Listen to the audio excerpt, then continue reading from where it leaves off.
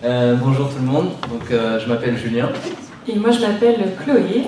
Et notre petit nom commun c'est les Fagouins en balade. Personne ne nous connaît je pense. Et donc on a été invités aujourd'hui. Parce qu'on a pris 30 fois l'avion peut-être. Ouais, peut-être parce qu'on a pris 30 fois l'avion, je pense pas que ce soit pour ça. Non. Ou parce qu'on boit beaucoup de cocktails sur la plage. Ouais, je pense qu'on n'est pas les seuls non plus à boire des mojitos sur la plage. Ou parce qu'on a travaillé en Australie. Ouais, je pense que c'est plus ça. On a pas mal réfléchi à pourquoi on nous avait invités ce soir, on s'est posé la question. Et comme on n'est pas hyper fort pour parler, c'est pas vraiment notre truc c'est plus de voyager que de parler devant des gens. On s'est dit qu'on allait vous montrer une petite vidéo pour vous présenter qui on était. Alors c'est pas une vidéo qu'on a fait spécialement pour ce soir. Donc, rien à voir avec la vie étudiante. Voilà, c'est une vidéo de notre voyage et qu'on avait diffusée sur nos réseaux sociaux, donc voilà, on va vous la montrer. Pour faire court, on revient d'un tour du monde. On a passé un an et demi à traverser plusieurs pays, 14 ou 15 pays. Et c'est ce que vous devriez voir dans la vidéo voilà. Juste après. Et donc on est parti en voyage donc, en 2016. C'est là que notre aventure a commencé. On a eu le déclic en fait il y a déjà quelques années, en 2014 exactement. On a fait un premier voyage à l'autre bout du monde. On a fait 24 heures d'avion pour aller découvrir la Nouvelle-Calédonie, où on a passé un mois. Et quand on a eu fini ce voyage, on s'est retrouvés à l'aéroport normal pour rentrer chez nous en France. Et on s'est regardés tous les deux et on s'est dit qu'on n'avait pas du tout envie de rentrer. Bon, ça fait un peu la même chose à tout le monde, je pense, quand on rentre de voyage. On a vraiment hésité, hein, franchement, à prendre cet avion. Et on avait quand même notre chat qui nous attendait, donc on est rentré en France. Voilà, juste pour notre chat, hein, c'était la seule raison. Et en fait, on s'est dit qu'en reprenant notre petit train-train quotidien, ça allait aller mieux et qu'on allait oublier un peu cette idée de voyage. Et en fait, non, pas du tout. Non, ça nous a pas quittés. On se levait tous les matins en se demandant ce qu'on faisait là et pourquoi on n'était pas encore en train de voyager. On avait chacun un job. On avait investi dans une maison déjà avant de partir. Et du coup, on s'est dit qu'il faut qu'on trouve un moyen d'avoir de l'argent pour partir plus longtemps, plus loin. On a rénové cette maison, on a passé des heures et des heures tous les week-ends, les soirs en rentrant du travail, pour pouvoir en faire quelque chose de plutôt agréable et qui puisse se vendre. On a eu l'aide de la famille, des amis, beaucoup de tutos YouTube aussi, pour faire un peu de placo et tout ça, on ne connaissait pas. Et une fois que la maison a été fin prête, on a pris la grande décision de notre vie, c'est-à-dire de tout quitter. Donc on a quitté notre job, on a mis notre maison en vente et on a mis aussi nos meubles en vente, on a mis notre voiture en vente, on a tout mis en vente, nos vêtements. Sauf notre chat. Voilà, sauf notre chat, c'est le seul truc qu'on a gardé, mais sinon on a absolument tout mis en vente. Ah, ça fait bizarre, les gens viennent tous chez vous pour prendre vos affaires, pour acheter vos affaires. Bon, c'est bien, ils vous laissent un chèque, mais la maison elle était vide. Voilà. C'est hyper bizarre. Ça faisait un peu bizarre, mais c'était la première étape de cette grande aventure, de se libérer un peu de tout. Et on a pris nos sacs à dos, nos baskets, on a acheté 2 billets d'avion tour du monde, 3 jours avant le départ, et on a commencé notre aventure. Ouais, on est parti pour plusieurs raisons. La première, c'était pour faire du tourisme, c'est bien connu. On avait envie de découvrir de nouvelles personnes, enfin découvrir de nouvelles cultures, rencontrer de nouvelles personnes, et puis, comme on voit à la télé ou sur internet, voir de beaux paysages. Donc ça c'était la première raison, mais il n'y avait pas que ça, c'était pas juste pour faire de belles photos Insta, c'était aussi pour améliorer notre anglais, parce qu'on n'était pas très très bon. Il y a beaucoup de français qui sont pas très bons. Notre accent n'était pas super, donc on s'est dit que de partir comme ça un an à l'étranger, ce serait forcément que du positif. Et c'est un peu mieux, effectivement. Ouais, on a voulu se rendre utile aussi, et ça c'est une des bonnes choses du voyage. On s'est investi dans des associations, donc dans du bénévolat, notamment au Cambodge, où on a animé un centre de loisirs. Alors on n'est pas du tout animateur, on n'a pas de BAFA ni rien. Et on s'est retrouvés à faire des animations assez drôles. Alors notamment on vous jure, c'est pas du tout notre idée, hein, c'était l'idée des enfants et des animateurs cambodgiens. On s'est retrouvés à découper des canettes de bière pour faire des mobiles pour accrocher dans la salle de classe. Donc ça C'était beau, mais c'était vraiment bizarre de découper des canettes de bière avec des enfants de 5 ans. C'est eux qui les ont ramenés de chez leurs parents. C'est bizarre. Mais voilà, donc c'est des expériences qu'on a vécues qui étaient quand même très, très drôles. Ouais, on a fait, alors ça c'est encore la meilleure aussi, on est au Laos, on s'est investi dans dans une école pour donner des cours d'anglais. On vient juste de dire qu'on est parti en voyage pour apprendre l'anglais, et en fait on s'est retrouvé à faire des profs d'anglais, mais... heureusement ils ont filé la classe élémentaire, on avait des petits. 6 ans. Voilà, donc ils n'étaient pas très bons non plus, donc on arrivait à se comprendre. On a construit une école en bambou, alors là c'était plus dans nos cordes. On avait déjà pas mal rénové, donc du coup faire de la construction c'était plutôt facile pour nous et on les a aidés à construire une école en bambou, donc ça c'était plutôt bien. Et puis après on a également travaillé en Australie, on a profité de ce voyage et du fait d'être en Australie pour travailler. Oui, alors il y en a déjà quelques-uns qui sont venus nous voir sur le stand pour nous poser des questions. C'est vrai que les démarches, on y reviendra un petit peu à la fin là, de la conférence. On ne va pas détailler au cas par cas, en fonction des pays, quelles démarches administratives et tout. C'est vrai que c'est un peu présenté comme ça sur le sommaire des différentes conférences, mais il y en a qui veulent aller au Canada, d'autres aux États-Unis, d'autres en Lettonie. Donc, cas par cas, vous trouverez un article plus tard sur notre site internet, on en parlera après à la fin. Mais nous, on est allé donc en Australie et on a fait cette démarche d'essayer de s'investir dans la vie sociale d'un autre pays. Et c'est hyper enrichissant, c'est hyper dur, parce que déjà, il faut parler la langue bien et puis il faut s'intégrer dans une nouvelle culture. Mais ça se fait très bien et ça demande un peu d'effort, mais franchement, c'était hyper enrichissant. Donc voilà, on était parti pour toutes ces raisons-là. Et au final, donc on est parti 1 an et demi. Là, on est rentré depuis quelques mois, 3 mois. Et si on fait le bilan après ces 1 an et demi de voyage, en fait, on se rend compte que ça nous a apporté encore beaucoup plus que ce qu'on avait imaginé en partant. On était parti avec des objectifs et en fait, on est revenu avec bien plus. Donc déjà, il y avait l'anglais, on s'est un peu amélioré. Et la principale chose, ça a été de sortir de sa zone de confort. C'est aussi ce qui fait peur quand on part sur un voyage comme ça. Déjà de tout vendre, c'est la première étape. Donc on se détache de tous ces biens matériels, on ne possède plus rien à part un sac à dos. Pour vous, ça peut être lâcher votre famille, enfin vos proches. Voilà, c'est vrai que ça c'était quelque chose qui nous faisait peur. Et en fait on s'est rendu compte que ça avait été vraiment bénéfique. Et qu'au final maintenant on a moins de peur. Je pense qu'on a tous tendance un peu à se mettre des peurs qui ne sont pas forcément justifiées. Et on s'est rendu compte pendant ce voyage qu'au final, on pensait qu'on n'en avait pas, mais on en avait beaucoup.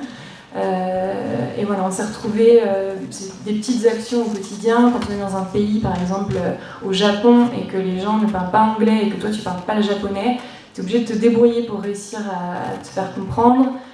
T'es perdu, enfin voilà, c'est des petites choses comme ça qui paraissent anodines. Quand on est dans la situation, ça peut paraître compliqué.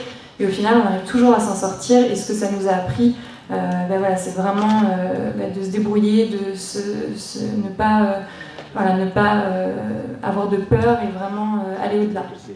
Donc ça, c'était toutes ces choses. Il y a une autre chose aussi, c'est le fait d'aller vers les autres. Alors, on est déjà des gens qui aiment discuter, échanger, etc. Mais voilà, toujours la barrière de la langue, la barrière de la culture, ça peut faire un peu peur parfois. Et en fait, ce voyage, ça nous a énormément apporté sur ça, la tolérance, le respect, découvrir de nouvelles cultures, parler avec des personnes qui ne vivent pas du tout comme nous, qui n'ont pas du tout les mêmes idées. On s'est parfois trouvé avec un peu des chocs culturels, mais c'était vraiment enrichissant. On s'est retrouvés notamment en Australie, encore une fois, avec des tribus aborigènes. On a eu pas mal d'échanges, alors d'échanges plus ou moins élaborés encore voilà, à cause de la langue. Également en Inde, on s'est retrouvés, on a pris pas mal le train pour être avec les locaux. Et on prenait le train vraiment le plus basique. Et on s'est... Train couchette, vraiment... Ouais, c'était vraiment... C'était 14 heures de train, ouais, sur une planche en bois. Donc là, c'était sortir de sa zone de confort et en même temps voilà, être dans l'échange, c'était pas évident. Et on s'est retrouvés en fait à partager nos repas avec des gens, des Indiens qui avaient rien. Je pense qu'ils devaient vivre avec... Je pense qu'ils étaient moins riches que nous. Complètement, c'est sûr. Et en fait, ils avaient vraiment envie d'échanger, de partager, de discuter. On pouvait pas trop. mais dans les regards, on se faisait des signes, on s'est retrouvés à partager leurs repas avec eux. Et voilà, tout ça, ça nous a... Ça amène des valeurs différentes, enfin, qu'on oublie petit à petit chez nous dans notre société. On a tendance un peu à se renfermer sur soi et devenir un peu individualiste. Et ce voyage, ça nous a vraiment rappelé qu'il faut s'ouvrir aux autres, au monde et aux autres cultures. Et la dernière chose auquel on ne s'attendait pas en partant en voyage, ça va peut-être faire un peu hippie, mais vous avez vu nos stands, c'est un peu voilà, c'est le fait de se reconnecter avec la nature. Alors ça, on s'y attendait pas du tout. Ça a été un peu la claque de notre voyage. On a fait pas mal de camping, on a dormi, ça nous arrivait de dormir dans la rue aussi, hein. C'était encore une nouvelle expérience. Mais voilà, le fait d'avoir moins de choses, ça permet aussi de se rendre compte des vraies choses, et notamment la nature. Alors on entend tous parler beaucoup d'écologie un peu tous les jours, mais là le fait d'être vraiment, de le vivre au quotidien, c'est vraiment quelque chose de fou. Et voilà, on a aussi parlé pas mal avec des gens d'une tribu indienne quand on était dans l'Ouest américain, et qui étaient choqués un peu de la façon dont on vivait nous. Et c'est vrai que nous, ça faisait déjà 1 an qu'on voyageait. Je pense que si ça faisait que quelques jours et qu'on les avait rencontrés, on n'aurait pas compris en fait pourquoi ils nous disaient ça. Et là, d'avoir coupé depuis 1 an avec nos vies, on comprenait de quoi ils parlaient, et on pouvait se rendre compte vraiment de ce qu'on faisait au quotidien. On est tout le temps enfermé dans des bâtiments, du parpaing, du bitume. On n'est plus du tout en connexion avec les éléments naturels. Et voilà, ça a été un peu la claque de notre voyage. Ils nous ont posé une question, c'était presque une colle. Il nous a demandé, j'essaie de le redire, est-ce que vous savez d'où vous venez? Bon, quand on pose cette question, je sais pas, de France? Non, mais vraiment, quelles sont tes origines? Il faut remonter, alors tu vois, il faut être calé, super calé en histoire. Et en plus de ça, il faut bien parler anglais. Et franchement, c'était impossible. Mais en fait, c'est un éveil à la spiritualité, ou en tout cas à savoir ce qu'on fait ici, dans ce monde et tout ça. Donc on touche d'autres choses quand on part très loin de tout, de nos proches, de notre cadre. Je sais pas, c'est un peu bizarre à expliquer. C'est tellement riche, ça ouvre en fait ça fait évoluer les mentalités grâce à la découverte de ces nouvelles cultures, grâce à la découverte de nouvelles valeurs, d'autres façons de vivre aussi. Et ça nous donne une ouverture d'esprit qui est beaucoup plus large, et ça permet de voir le monde d'une manière plus globale et non pas auto-centré sur sa vie ou sur sa ville ou sur ses amis. Ou voilà. Là du coup on a un cercle qui est beaucoup plus large. Tous les voyageurs le disent, quand on passe dans un certain endroit, cet endroit devient un petit peu comme chez nous, et tout ce que les gens vivent ou tout ce qui s'y passe là-bas, on y est beaucoup plus attentif, et du coup c'est ça l'ouverture au monde et l'ouverture d'esprit. Ça apporte de la richesse, mais pas financière, malheureusement. Ça coûte assez cher de voyager. D'où le fait qu'on ait tout vendu pour avoir des fonds. Mais malgré tout, on ne recherche pas la richesse financière. C'est pas comparable avec la richesse de l'âme qu'on gagne quand on fait le bilan d'un voyage. Et oui, effectivement, comme tu le disais, l'argent, c'est un point qui revient souvent, et on a eu beaucoup de questions sur ça, comment on a fait pour faire ce voyage, partir, le budget, etc. Alors effectivement ça coûte un petit peu d'argent, mais c'est pas forcément si cher que ça dépend de la manière dont on voyage. Donc ça on pourra vous en reparler un petit peu après si vous voulez, du budget, comment s'organiser, etc. On va revenir un petit peu à vous quand même, pas mal parmi nous. Particulièrement dans votre vie d'étudiant, qu'est-ce que ça peut vous apporter de faire une poursuite d'études à l'étranger, ou du moins de faire un stage, ou même d'aller à l'étranger juste comme ça pour un voyage? On a essayé de lister, on a listé les bénéfices que vous pouvez en retirer. Et déjà, vous allez élargir vos connaissances et vos compétences, donc en découvrant soit des nouvelles matières qui ne sont pas enseignées ici, ou soit déjà en apprenant une deuxième langue, voire une troisième.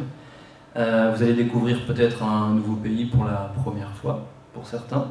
Ça va vous faire sortir justement de votre cadre ici, ou de famille, ou d'amis, etc. Vous allez obtenir un diplôme, donc déjà c'est pas une année de perdu. Vous allez suivre une formation, obtenir un diplôme, et ça c'est plutôt une bonne chose. C'est une année, c'est du 2 en 1. Vous allez gagner en autonomie parce que vous êtes obligé de faire des démarches. On va pas vous expliquer, mais on va vous faire voir l'article après vite fait.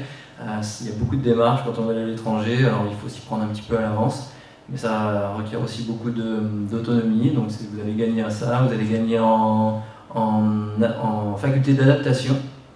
Ça, on gagne beaucoup, on s'adapte à beaucoup de choses, même à des choses auxquelles on n'aurait pas pensé. Vous allez avoir une réelle valeur ajoutée sur votre CV, ça c'est sûr, contrairement à d'autres personnes qui ne sont pas parties. Vous allez pouvoir attester d'une expérience à l'étranger, d'une deuxième, troisième langue. Ça compte sur un CV, surtout pour les entreprises internationales. Et puis surtout, vous allez vous créer des souvenirs pour la vie. Ça c'est une belle chose aussi. Et donc du coup, pour revenir aux freins, ce qui pourrait vous empêcher de partir, comme je le disais juste avant, effectivement, il y a l'argent, mais ça ne coûte pas forcément si cher que ça de voyager. Vous n'êtes pas obligé de tout vendre comme nous, même si c'est quand même un bon moyen d'avoir de l'argent. Il y a aussi la peur de l'inconnu, la peur de sortir de son cadre, la peur de la solitude. Voilà, il y a pas mal de choses qui peuvent faire peur. Mais rassurez-vous, en fait, nous, en tout cas, pour vous donner notre retour d'expérience, depuis qu'on a pris cette décision-là de tout vendre, tout quitter et partir, il n'y a pas eu un seul matin où on ne s'est pas réveillé en se disant qu'on avait pris la meilleure décision de notre vie, on n'a jamais regretté. Donc on ne peut que vous encourager à voyager. C'est vrai que ça se prépare à l'avance, comme je vous disais tout à l'heure. Il faut être assez organisé et méthodique. On ne pourra pas vous l'apprendre, ça. Nous, quand on fait un visa touristique, c'est vraiment très simple. Maintenant, toutes les démarches se font en ligne et tout, donc c'est très rapide. Dans le cadre des études, il y a beaucoup de choses, beaucoup de dossiers déjà à monter ou de formulaires à remplir. Vous devez attester pour les pays anglophones de votre niveau d'anglais, donc par le TOEFL, le TOEIC ou autre. Mais vous n'êtes pas tout seul, il y a quand même beaucoup de gens qui sont là aussi pour vous aider. Déjà votre université et l'université avec laquelle vous allez faire un échange éventuellement. Les administrations, type ambassade, consulat et tout, vous pouvez aussi les contacter très facilement pour avoir plus d'informations sur les démarches à suivre. Vous avez des organismes de subvention. Alors, organisme, je m'entends, c'est plutôt la région. Mais il y a aussi des bourses, je crois, par Erasmus et tout ça. D'ailleurs, c'est l'autre conférence. Vous avez aussi les anciens élèves, je ne sais pas si on y pense toujours, mais il y a d'autres élèves qui ont déjà expérimenté ça avant vous. Donc, il ne faut pas hésiter à les questionner si vous réussissez à avoir leurs coordonnées, peut-être par l'intermédiaire des relations internationales de l'université. Et puis, il y a les sites internet, dont le nôtre, avec le petit article qu'on essayait de faire. Donc oui, pour continuer sur le site internet, on a monté un site au moment de notre départ en tour du monde. Alors à la base, c'était vraiment juste pour nos familles et nos amis, pour leur donner des nouvelles. Et en fait, ça a pris un petit peu d'ampleur, alors pas énormément, mais un petit peu.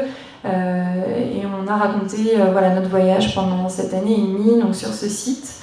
Alors au début sur ce site, après j'avoue qu'on s'est pris au jeu du voyage et on a été plus dans profiter du voyage que d'écrire des articles. Donc on a un petit peu laissé de côté et on avait également une page Facebook et une page Insta où on partageait pas mal de notre quotidien. Et là depuis qu'on est rentré, on a repris ce site internet, on a vraiment eu l'envie de partager avec les gens qui nous entourent toute cette expérience, cette aventure qui était quand même incroyable. On a des milliers de photos et de vidéos et d'anecdotes, de choses marrantes, bizarres à raconter. Et on a repris le fil. Et on vous invite à le découvrir, du coup, il est encore un petit peu en construction, ouais. Mais on vous invite à le découvrir dès que vous voulez, où vous soyez sur votre téléphone ou sur l'ordinateur. Je sais pas, vous avez peut-être déjà envie d'acheter un billet d'avion. Si c'est le cas, c'est que c'est bon signe. Moi, j'en achèterais bien, en tout cas. Je serais bien prêt à repartir.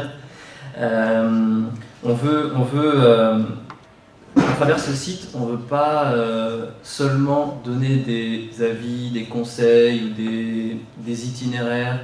On n'est pas, enfin, je ne me considère pas encore comme un blogueur voyage. C'est pas l'objectif précis de ce site-là. On n'a pas envie d'étaler le nombre de pays qu'on a visités ou quoi que ce soit. C'est pas le but. Le but, c'est plutôt d'échanger avec vous, comme l'a dit Chloé, sur les aspirations, ce qu'on a aimé, sur nos réflexions. Et puis surtout donner envie de voyager aux gens, juste donner envie de s'ouvrir au monde, donner envie d'aller voir ailleurs ce qui se passe, parce que c'est tellement enrichissant. On a donc créé cet article, je ne sais pas si tu peux on va l'afficher. Bon, ils nous ont lâché, les techniciens, pour la vidéo, là. C'est mort, vous la verrez pas. Donc oui, vous pouvez retrouver notre site. Vous pourrez venir nous voir si vous voulez, on a un petit stand et on a des autocollants avec le nom du site si vous voulez. Donc voilà, lesfagotenbalade.fr et donc vous allez retrouver pas mal de choses. Hop là. On a plusieurs rubriques, une rubrique Tour du monde, alors peut-être qu'il ne vous intéresse pas pour tout de suite, mais voilà, on va y mettre pas mal d'infos, il y a déjà quelques petites choses, mais ça va être rempli au fur et à mesure. Sur le budget, choisir sa banque, son assurance, voilà, toutes les démarches à faire pour partir. Toutes les étapes par lesquelles on est passé pour créer pour organiser ce tour du monde. Une partie un peu plus globale, lifestyle, où on va parler de plein de choses différentes. Une partie guide de voyage, on est vraiment sur des choses très précises, des itinéraires, etc., pays par pays. Et une petite partie food, parce qu'on aime bien manger, donc on va partager des recettes, etc. Voilà. Et donc, vous pouvez retrouver ici, donc on a fait un article spécialement pour vous, partir étudier à l'étranger. Voilà, donc c'est plus... Julien, tu as fait pas mal de recherches. Oui, je suis pas... Il merde ce micro. Je suis pas expert en la matière. Je pense qu'il y a des gens sur le campus à l'université qui sont beaucoup plus en capacité de vous répondre sur certaines questions bien précises.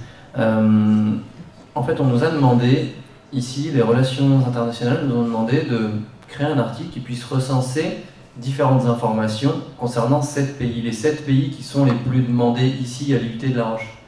Donc Australie, Québec, USA, Royaume-Uni, Irlande, Espagne et Lettonie.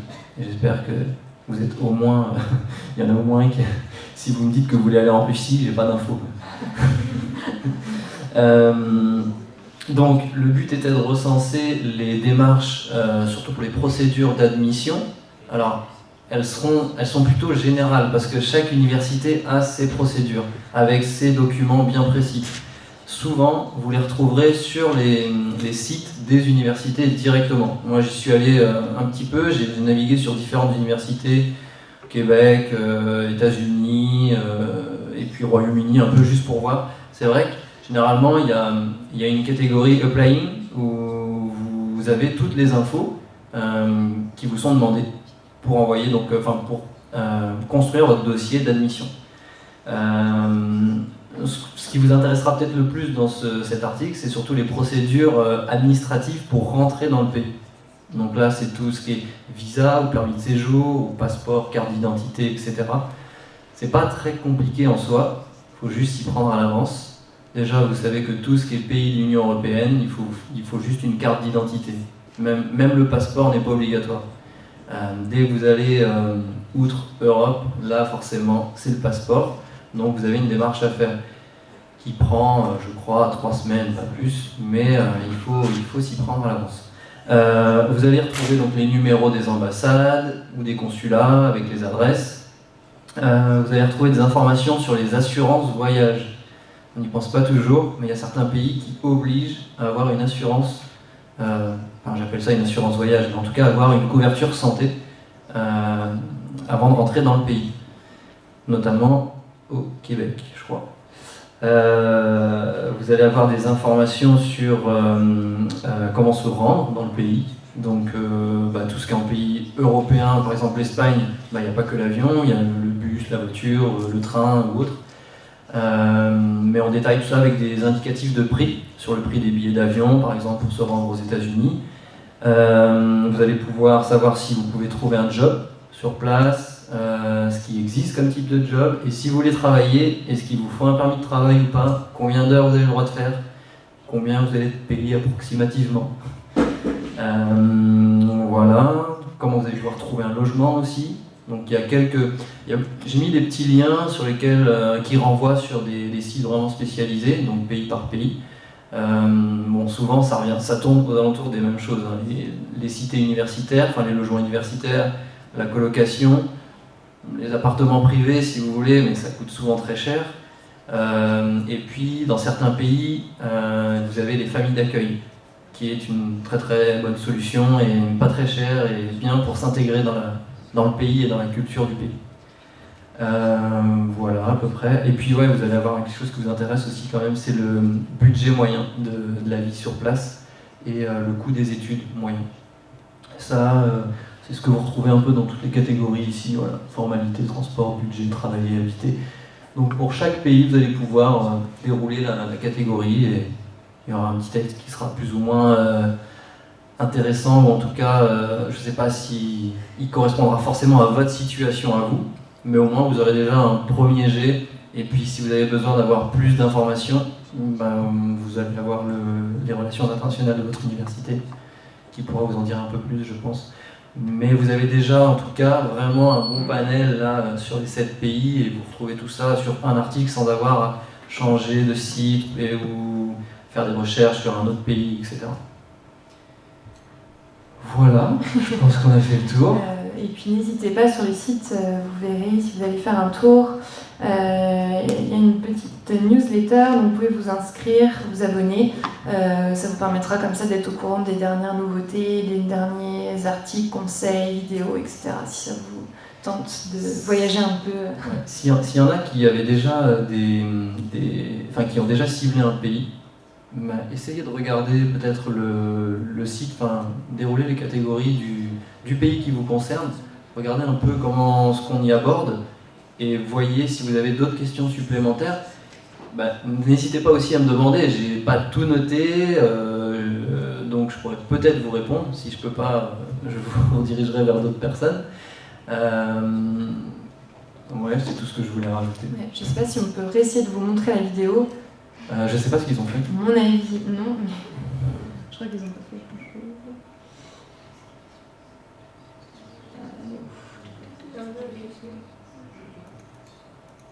Ah, mais ils m'ont enlevé la clé USB. Bon, non, vous verrez pas la vidéo. Elle est sur la table. Essaye de la remettre. Est-ce qu'il y en a qui sont venus avec des questions précises? Est-ce que vous avez des questions? Ouais.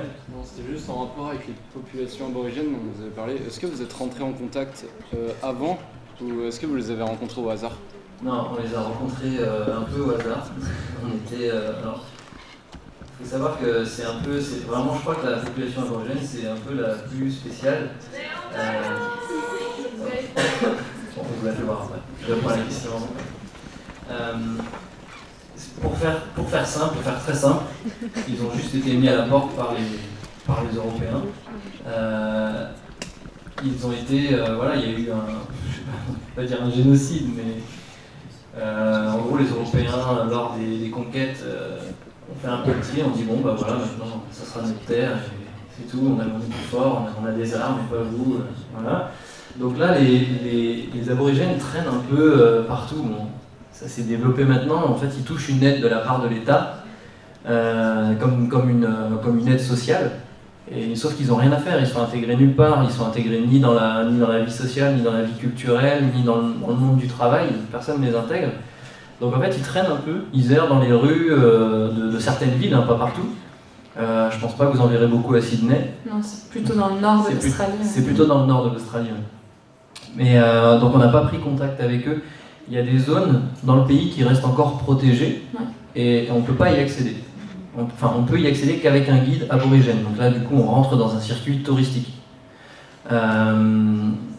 Tu les rencontreras en fait dans la rue, surtout dans le nord, et nous, on s'est retrouvés à un moment donné à prendre un pique-nique dehors face à la mer. Et il y en a 2 qui sont venus se poser à côté de nous, et on s'est mis à discuter comme ça avec eux. Mais c'est vrai que c'est pas comme, je sais pas, au Laos, on était dans une tribu, mais c'était différent. On avait pris contact avec eux. L'association, notamment, aussi, qui sont des personnes un peu plus défavorisées dans certains endroits, tu prends contact avec eux avant. Mais c'est pas toujours le cas. Voilà. Après, en règle générale, en fait, il suffit d'être ouvert aux autres et on s'est rendu compte que plein de gens n'osaient pas aller voilà, vers, notamment en Australie, vers les aborigènes, n'osaient pas leur parler, etc. Alors qu'en fait, c'est des gens comme nous et il n'y avait rien de compliqué. On a été vers eux et on a discuté. Et ils sont hyper cultivés. Quoi. Et c'était super intéressant. Enfin, ils étaient voilà, contents aussi voilà, de pouvoir avoir un échange. Après, il y a des choses, comme tu disais, où c'est plus organisé, notamment en Nouvelle-Calédonie. Il y a donc les tribus Kanak et on ne peut pas accéder comme ça dans une tribu. On risque d'avoir quelques petits ennuis si on se pointe dans une tribu.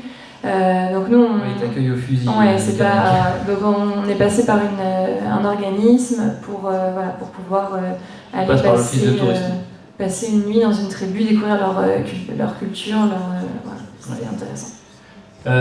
C'est un peu comme ça aux États-Unis aussi avec les tribus indiennes, où tu passes par des civic centers pour pouvoir avoir accès à la tribu et du coup tu rentres dans un cadre plutôt touristique.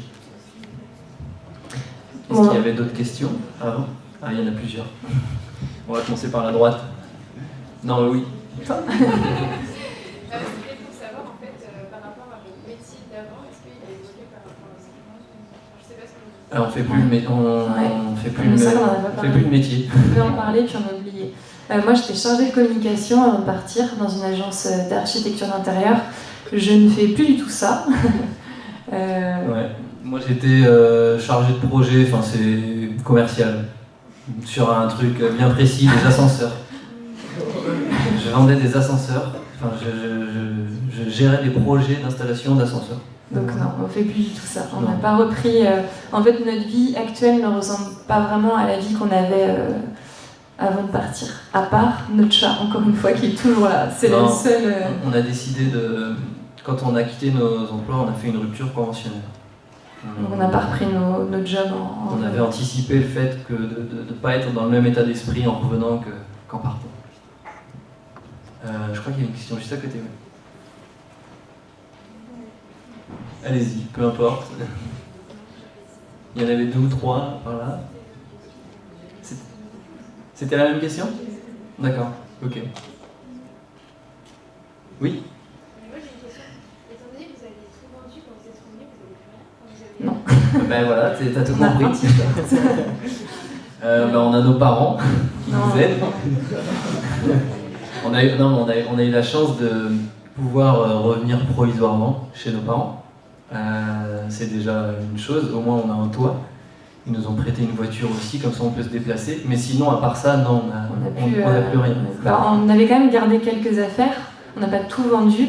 Et en fait, ce qui est assez bizarre, c'est que pendant le voyage, on s'est fait la réflexion plusieurs fois de se dire ça va être génial quand on va retrouver telle chose, voilà, ça va être super bien. Quand on va rouvrir nos cartons.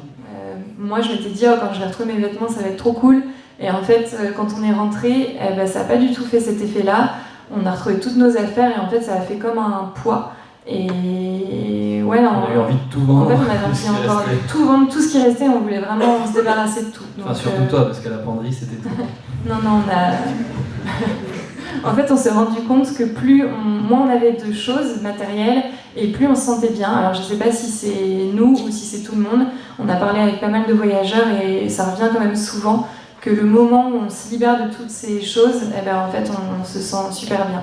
Alors, on se sent plus libre, mais plus léger aussi. Plus léger, ouais. Comme si on avait moins de contraintes. Matérielles, moins de contraintes. Ouais. C'est bizarre. Est-ce qu'il y avait d'autres questions? Non. Bon,